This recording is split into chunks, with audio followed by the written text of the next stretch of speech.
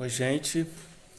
Então vamos lá de novo, trazer, continuar, né, a reflexão. Eu vou tentar fazer uma costura que é improvável, na verdade, entre o que as reflexões da Cumbamela, né, do que a gente viveu na Cumbamela e o reflexo disso na vida nacional brasileira, né, após o retorno da Cumbamela. É, A gente, quando foi a Cumbamela em 2013, aquela equipe que eu contei para vocês, a gente chamou essa expedição, digamos assim, de Mandala Brasil, né? Que seria uma coisa assim. Meu pai até fez uma bandeira, eu vou achar umas fotos aí, uma bandeira triangular assim, com um símbolo, uma mandala e escrito em português e em sânscrito, né? Mandala Brasil. Tanto que a gente passava pelos meios dos peregrinos na Cumbamela e um monte de gente lia, né? Porque estava escrito em sânscrito, um monte de gente, Brasil Mandala, Brasil Mandala. Toda hora, né? Alguém, um indiano, falava assim e a gente era recebido com muita simpatia. Né? Eu acho que todo mundo que já foi para fora, assim, né? Eu não sei, né?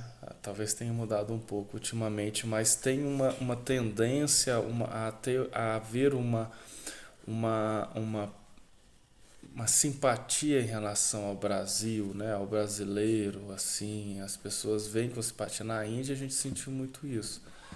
E é, uma coisa que é importante, né, dizer dessa para eu fazer essa costura que eu estou tentando, eu não sei se eu vou conseguir no tempo que eu quero aqui desse vídeo, é que a Cubamela, a origem cosmológica dela, né, assim, ela tá ligada dentro da história do hinduísmo, ela tá ligada com uma história dos Puranas, que é uma grande, que se refere a uma grande batalha que ocorreu em tempos ancestrais entre os deuses e os demônios, porque nos Puranas é colocado assim o universo, né, que a gente conhece, o universo material, ele, ele é colocado como sempre estando sob a influência de forças antagônicas, né, e que é o movimento dessas forças antagônicas, né, em constante confronto e luta que faz, na verdade, movimentar as histórias, os passatempos, ou seja, a trama do universo material, né? E você pode resumir essas forças antagônicas entre, de um lado, os deuses e de outro, os demônios, né? De um lado, os devatas, né? E do outro lado, os ashuras, né? E outros nomes que se dão para essas entidades de consciência demoníaca, né? E basicamente, de um lado são as forças do progresso, da prosperidade, dos valores morais, da religião, né? Da religião propriamente dita, na acepção mais radical da palavra, assim, né? Das práticas religiosas, né? Dos rituais, do sacrifício, da disciplina, da austeridade, tudo isso que produz prosperidade, que produz é, uma, uma geração, né, gerações prósperas e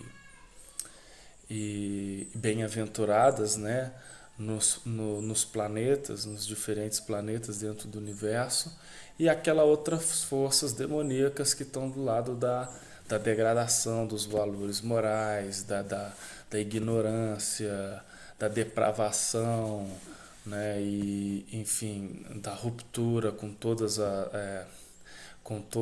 o conhecimento dos sábios, dos ancestrais, que são aqueles que é o tipo de conhecimento através do qual as pessoas podem manter, né, práticas virtuosas, cultivar as virtudes e tudo. Então, né, tudo dá lugar, as virtudes dão lugar aos vícios e tudo, né? Então são essas forças antagônicas. E aí ocorre que nessa história, né, que dá origem a Cumbamela, é, o universo material, ele num determinado momento, ele se coloca, esse equilíbrio das forças, ele se perde no momento em que as forças demoníacas elas estão dominando, né?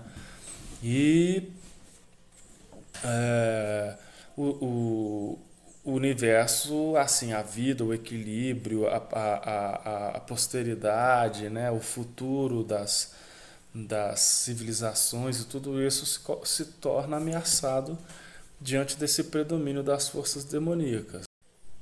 Então, diante nessa situação, os devas, né, os deuses, eles vão para buscar socorro a Vishnu, né, que é o Senhor do Universo, que é quem na verdade está na origem da criação de todo o universo e que se coloca de forma transcendental, né, tanto a bondade quanto a ignorância, a dualidade material.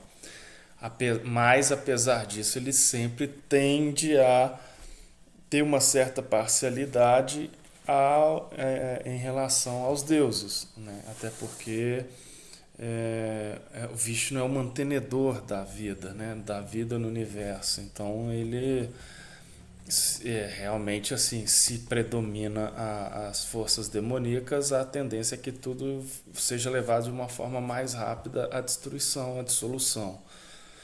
Então eles vão pedir socorro a Vishnu, né? No planeta de Vishnu lá, né? Em Vaikunta.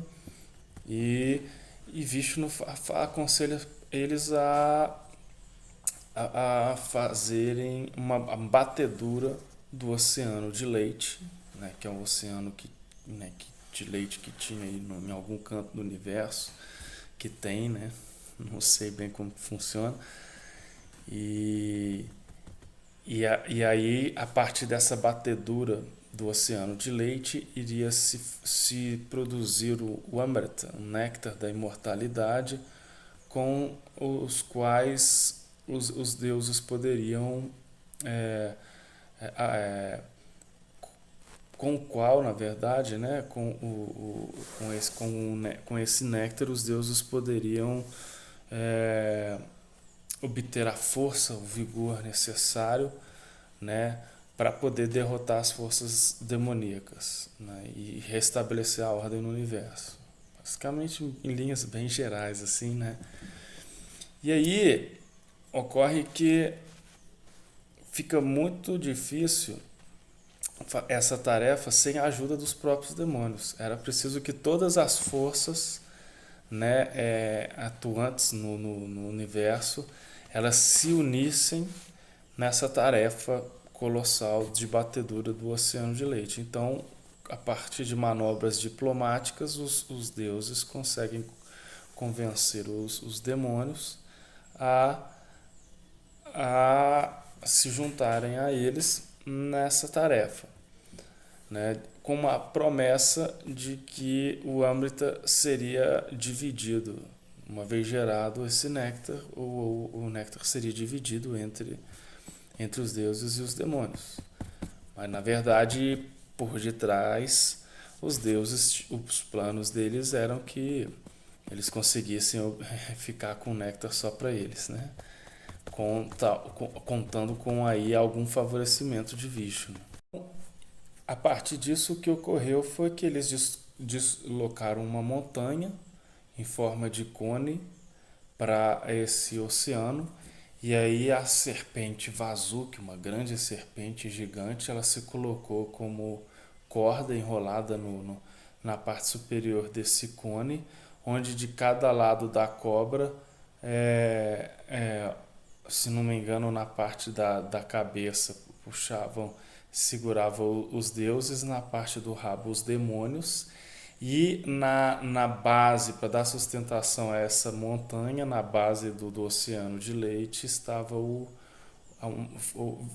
Vishnu, na forma de uma grande, gigantesca tartaruga, que dava sustentação para essa montanha, onde ali, unindo as forças, puxando de um lado de outro, deuses e demônios passaram a essa tarefa colossal durante anos e anos e anos e anos de bater esse oceano de leite com o intento de produzir o âmbito, o néctar da imortalidade. Então, olha a imagem, né? Aí, quando foi iniciado, né, essa batedura, antes de ser iniciado, foram jogadas todos os tipos de ervas trepadeiras e espécies de plantas medicamentosas, né, no oceano de leite. E aí se iniciou essa grande batedura aí do oceano de leite e que começou a gerar subprodutos, né? O primeiro subproduto foi gerado um veneno, um veneno é, que foi tomando conta do universo inteiro e causando inúmeras perturbações e distúrbios para todas as criaturas no universo inteiro. E aí, quando já estavam assim chegando a comprometer mesmo a própria tarefa em si de batedura do oceano de leite, né,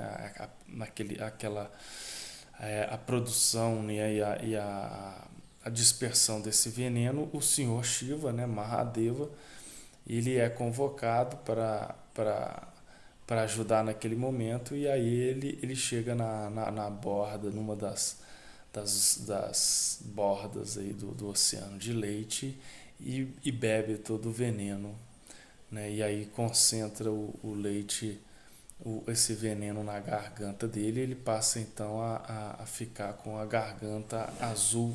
E aí depois foram produzidas várias outras coisas, mas finalmente surge Dhanvantari, né, que é considerado assim o deus da medicina e tal, do oceano de leite, com o pote contendo o tão almejado néctar da imortalidade. E aí esse néctar, ele passa, ele é claro, como não poderia deixar de ser, ele é roubado pelos demônios, e aí os deuses passam a empreender, né, uma série de aventuras e enredos aí, né, para recuperar o Amrita. Aí tem interferência de Vishnu e tal, uma epopeia toda, e nessa epopeia acontece o derramamento desse néctar em alguns pontos do universo, né? E aqui na Terra ele cai em 4 lugares, que são os 4 pontos onde hoje acontecem a Kumbh Mela, né? Que eu acho que eu tinha falado no vídeo anterior que eram 3 lugares, né?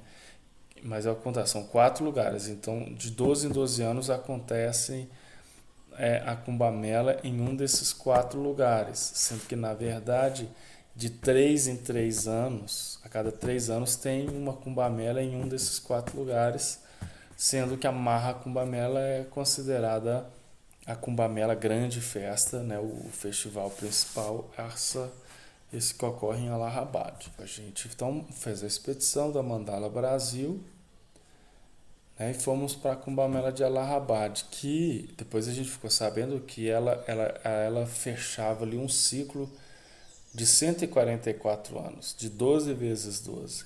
Né? Então era um ciclo maior de 144 anos que se encerrava dentro daquele ciclo de 12 anos. Né? Sendo que a última tinha ocorrido em 2001. Né?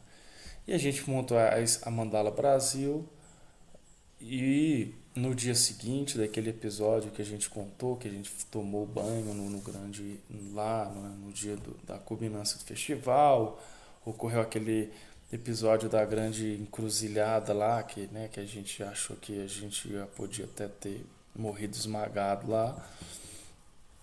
No dia seguinte, a gente foi fazer um ritual próprio nosso, uma celebração que foi idealizada pelo meu pai, de chegar lá no Sangam, na beira do rio, no local do encontro, né, das águas, e lançar um barquinho no Ganges, contendo os pedidos das pessoas, né, que estavam juntos, de alguma maneira conectadas com a gente naquela viagem, acompanhando. A gente criou um grupo no Facebook na época, e aí colhemos orações, pedidos e bênçãos assim das pessoas, né? Por meio virtual, também por meio de cartas que pessoalmente algumas pessoas deixaram com meu pai, né? E aí a gente foi escrevendo o nome de todas as pessoas. Meu pai escreveu o nome de cada uma das pessoas que de alguma maneira participou e entrou nessa mandala, né? Ali naquele com a gente, né? E foi colocando num barquinho, que foi um barquinho que trouxemos do Brasil, que é aqueles barquinhos de Iemanjá mesmo, que se faz oferenda para Iemanjá, que você compra na casa de Umbanda, né? A gente fez um barquinho com uma imagem assim do Cristo Redentor colada na proa, é, uma bandeirinha, né, da Mandala Brasil, pequenininha assim, e os nomes das pessoas, o papelzinho com os nomes de todo mundo, simbolizando ali o pedido, as vibrações, as emanações de cada uma das pessoas ali do Brasil, né? Naquele momento, né, tão forte, né, miticamente é, forte e significativo, né, do encontro das águas naqueles dias do festival. Então a gente colocou, fizemos lá um puja, né, uma oferenda para os mestres espirituais, né, uma oração, canções. Eu tenho isso, a gente tem um registro disso, vou ver se consigo resgatar aí com o pessoal aí, com, né, a turma aí que fez esse registro. E ponho aí depois, né? Publico aí para vocês, ponho o link aí no vídeo. E a gente colocou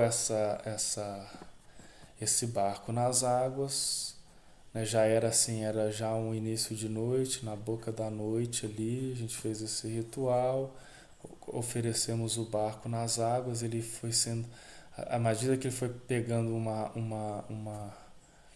ele foi pegando uma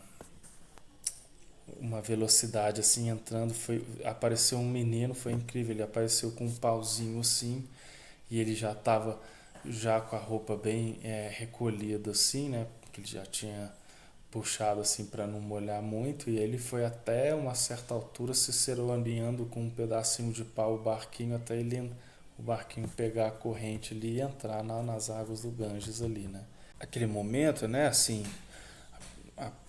além de todas as intenções que as pessoas estavam colocando, de alguma maneira estavam ali junto com a gente, é, em geral, né, era uma intenção assim de estar ali como uma humilde representação, né, do Brasil, do nosso país, né, e fazendo uma oração ali à Mãe Ganga, né, ao encontro das águas, para que olhasse para o nosso país, para que olhasse assim, eu acho que tinha uma aspiração assim para a juventude do nosso país, né, para que a gente pudesse dar saltos assim em termos de conhecimento, de oportunidade para todos, né, e de fato assim caminhar no sentido da construção assim de uma nação, né, próspera que tenha uma contribuição assim, né, em termos de civilizatória para o mundo e tal. Tinha assim um espírito mais ou menos assim, né, esse ato simples e humilde ali na Cumbamela. Ok, corta a cena para alguns meses mais tarde, né? Para 4 meses mais tarde, junho, né? Isso foi em fevereiro, né? A Cumbamela. Em junho do mesmo ano, 2013, estava eu num ato político na esplanada dos ministérios, né? Onde tinha ali forças, né, diferentes forças, né, de diferentes matizes políticas, projetos, bandeiras, até uma dispersão também, né, em termos de reivindicações, mas o fato é que a juventude estava nas ruas, né, querendo de alguma maneira participar de uma forma mais ativa da vida política do país, né? sentindo esse gosto, essa vontade de tipo botar na rua e a gente quer mais, né? Eu acho que o país tinha conquistado muitas coisas e as pessoas estavam ali, a juventude principalmente, porque queria mais, né? Porque queria participar, porque queria mais canais de participação, porque queria mais avanços nos serviços públicos, né? No que o Estado também poderia oferecer, né? Em termos de política pública para a população, em termos de justiça social e tudo isso, né? E eu fui para a esplanada levando num potinho que eu tinha trazido da Índia um, uma água, a areia, um pouco da areia do Sangam, daquele lugar lá específico onde a gente tinha feito aquela celebração, né, do barquinho lá na Cumbamela. E aí, nesse dia foi, eu acho que nos últimos anos, assim, né, de todos esses ciclos de atos, de manifestações que houve em Brasília, essa foi a que eu lembro que teve o maior número de pessoas, assim, que foram, na época, contabilizado em torno de 100 mil pessoas, né, na esplanada dos ministérios, e aí lá estava eu, num determinado momento, no espelho d'água ali na frente do Congresso Nacional, com um potinho com a água do Sanga. E aí a um determinado momento, eu abri ali o potinho e joguei a areia do Sanga no espelho d'água do ali frente ao Congresso Nacional. Aí aconteceu um negócio muito louco, porque quando eu terminei, assim, eu terminei e fiz lá uma oração, assim, não lembro bem, uma chamada assim e tal. Aí eu olhei pro lado e tava meu primo do meu lado, né? Meu primo que na época morava lá comigo, o Túlio, morava comigo assim, morava em Brasília, né? Mas a gente não tinha combinado nada de se encontrar nem nada, e que era uma multidão de 100 mil pessoas. E aí de repente eu olhei, naquele momento ele tava ali, apareceu do meu lado. E eu falei, cara, olha que louco, olha o que aconteceu. Ele ficou muito espantado e a gente ficou ali refletindo sobre aquele momento, né? Que loucura, o que está acontecendo, né? Para onde que nós estamos indo, né? Que é isso? A gente não tinha muita noção do que estava por vir, né? E aí, desde aquele dia a gente percebeu que tinham forças assim, diferentes forças ali que estavam juntas atuando naquilo. E aí, assim, alguns anos mais tarde, depois, né, refletindo sobre tudo que aconteceu depois, os desdobramentos todos, né, e, e pensando no que a gente tinha vivido naquele mesmo ano na Cumbamela, né, meu pai até brincava, pô, a gente foi lá na Cumbamela, não sei se a gente entender errado o que a gente tinha pedido, né? Não sei se o Shiva não entendeu direito ali o nosso pedido e tal. Enfim, a gente brincando com isso sim, né? Mas eu fiquei refletindo que, trazendo aquela imagem da batedura do oceano de leite, né?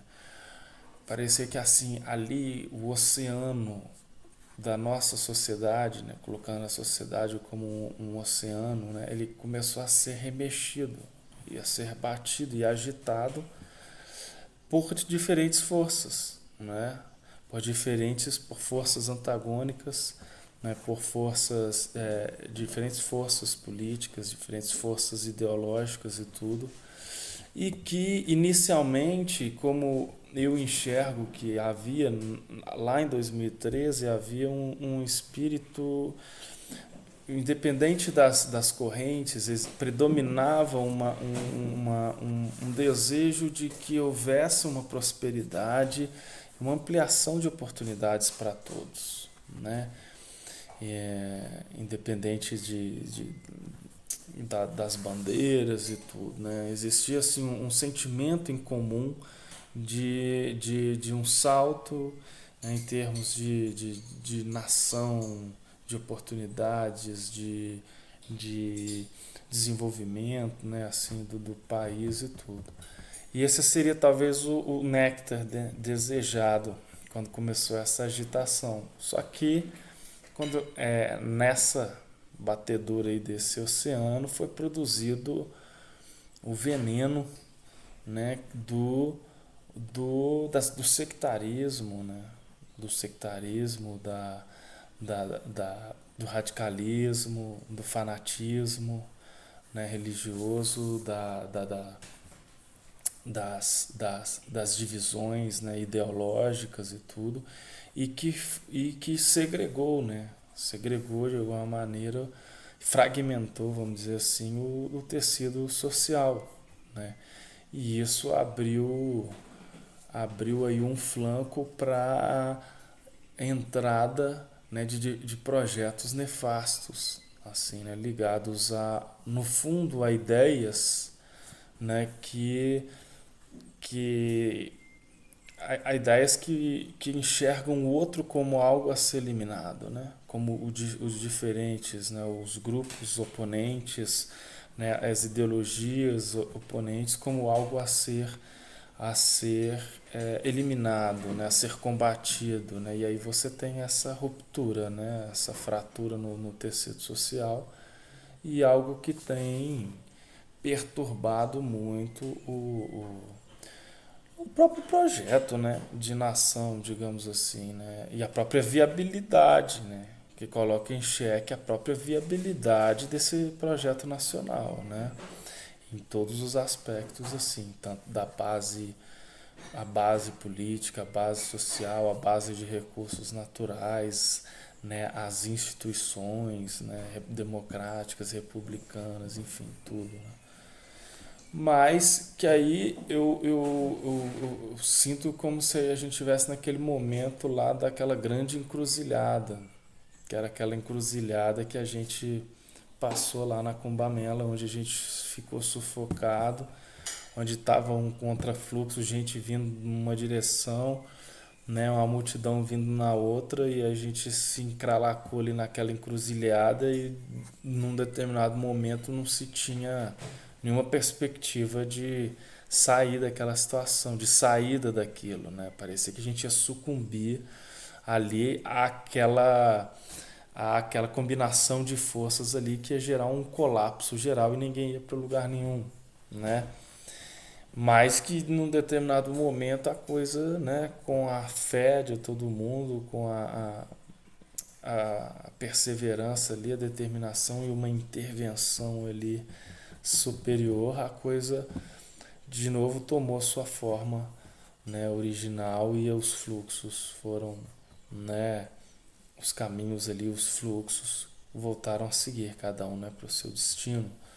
Então, eu sinto como se a gente estivesse naquele movimento, naquele momento daquela grande encruzilhada onde a gente não enxerga, né, assim o futuro por vir, né, e não consegue ter essa clareza assim de para onde está, e começa a bater até um certo pânico, né, mas que a gente ainda tem essa possibilidade, eu acho, de encontrar o caminho, né, para retornar a essa tarefa aí de produzir, né, a partir dessa agitação gerada inicialmente, né, na sociedade, aquele néctar almejado, né, a gente superar o veneno do fanatismo, do sectarismo, né, e poder ver de novo, né, é, a sociedade, né, como uma só, a unidade, né, da nossa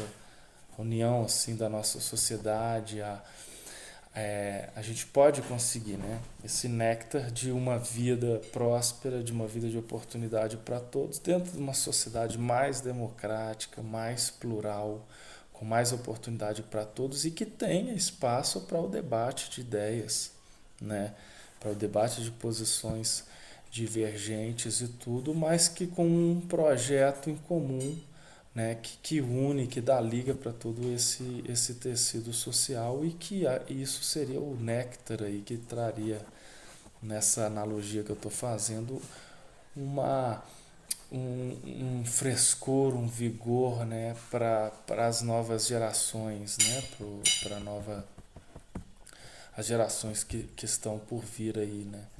E talvez, enfim, né, possa ser uma analogia que ajude a gente a compreender, né, esse momento e ter esperança de, de que ainda é possível, né, construir um futuro e construir adquirir, né, acessar esse néctar, esse âmbrita, se não da imortalidade, mas pelo menos aí de um de um porvir, né, no qual a gente possa depositar aí a nossas esperanças de um futuro melhor. Então é isso, gente. A gente na próxima a gente faz ainda aí mais algumas reflexões dentro do possível. Eu vou buscando aí algumas imagens, algumas registros que a gente conseguiu fazer disso e a gente vai dialogando aqui nas redes sociais também. Um abraço forte e até o próximo.